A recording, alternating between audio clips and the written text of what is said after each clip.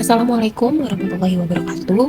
Halo semuanya, perkenalkan saya Sarah Dwi Putri dengan NIM 1001-128-202-5048. Di sini kita akan mempelajari mengenai tutorial analisis kompleks sampel menggunakan data sekunder, yaitu data STKI 2017. Untuk tahapan pengolahan data analisis kompleks sampel pada data STKI 2017 itu sendiri, yang pertama yaitu membuat normalisasi bobot. Kemudian, membuat plan untuk analisis pembobotan. Lalu selanjutnya melakukan analisis dengan pembobotan, yaitu analisis univariat. Dan yang terakhir kita juga akan mempelajari analisis bivariat, yaitu analisis cross steps, uji regresi linear kompleks sampel, dan uji regresi logistik kompleks sampel. Lalu masing-masing dari tahapan ini akan dijelaskan dan dipraktikkan langsung melalui aplikasi SPSS. Oke, yang pertama yaitu membuat normalisasi bobot. Pada buku pedoman STKI 2017 dijelaskan bahwa untuk variabel V005 itu kita perlu membagi dengan 1 juta. Nah, caranya pada SPSS yaitu klik menu transform, lalu complete variabel, klik pada variabel V005.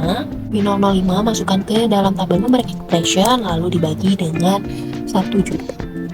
Lalu selanjutnya untuk variabel kita beri nama misalnya bobot norma. Setelah melakukan normalisasi bobot, langkah selanjutnya yaitu membuat plan untuk analisis pembobotan atau site plan, yaitu dimana kolom klasternya kita isikan V021 dan kolom stratanya kita isikan V024. Nah, untuk caranya sendiri itu pada aplikasi SPSS kita klik analyze, lalu kita klik complex sample dan klik prepare to analysis.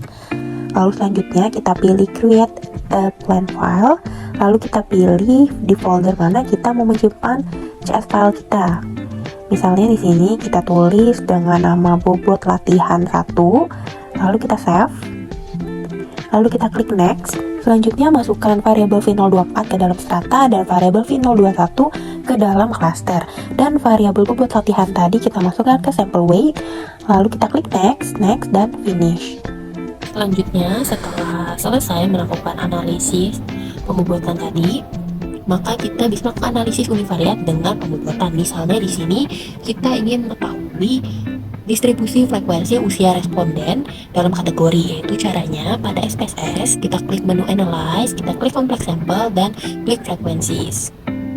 Nah, di sini kita masukkan file CS plan yang tadi sudah kita simpan, lalu kita klik continue.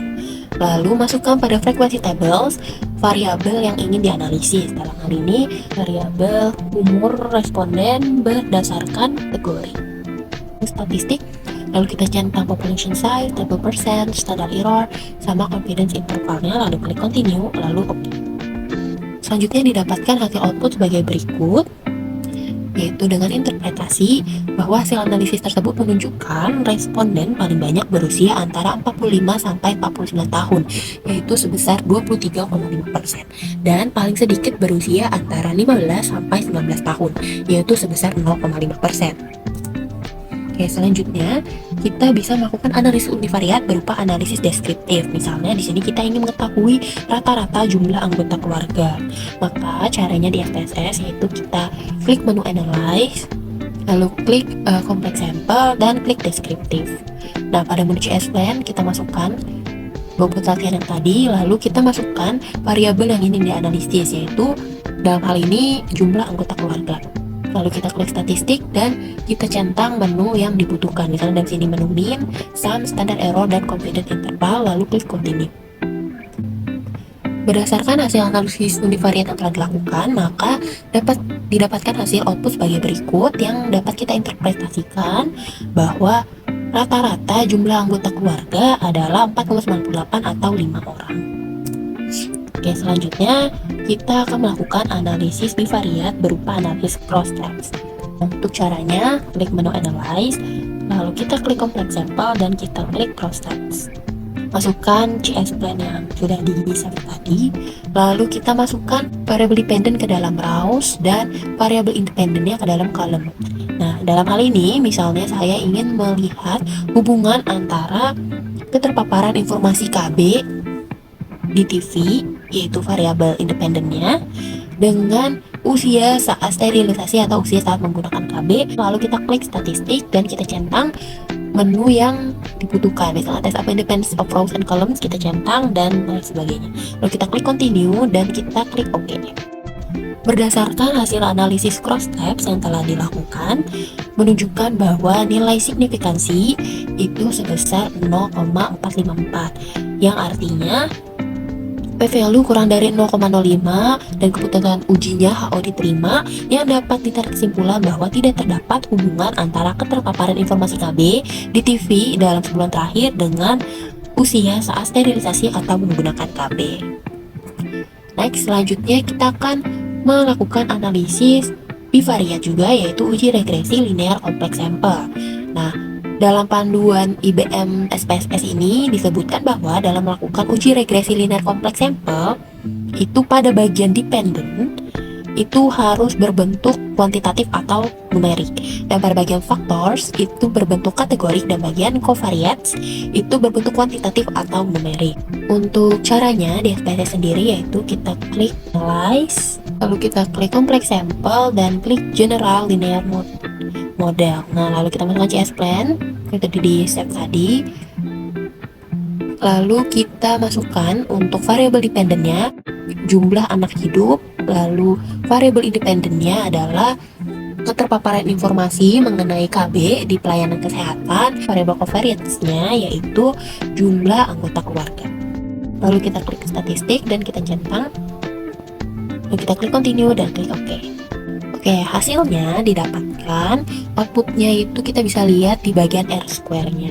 Nah, di sini R-square-nya itu menunjukkan nilai 0,117, yang artinya berarti model regresi ini dapat menjelaskan pengaruh keterpaparan informasi KB di pelayanan kesehatan dan jumlah anggota keluarga terhadap jumlah anak hidup sebesar 11,7%.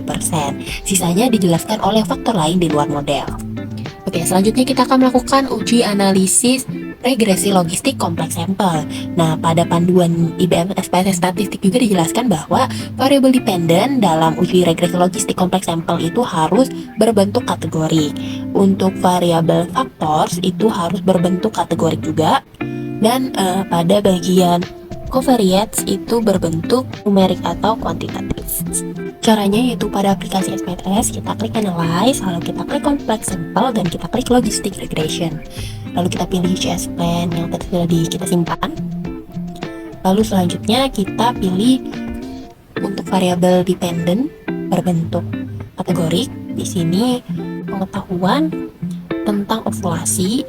Lalu untuk variabel independennya, karena dua-duanya berbentuk kategorik, maka dimasukkan ke dalam factors. Nah, yaitu tingkat pendidikan dan kepemilikan telepon genggam. Lalu kita klik statistik dan kita centang yang kita butuhkan, lalu klik continue dan klik OK. Berdasarkan hasil uji regresi logistik kompleks sampel tadi, maka kita bisa melihat nilai pseudo R-square-nya. Nah, di sini kita bisa melihat nilai McFadden-nya yaitu 0,038.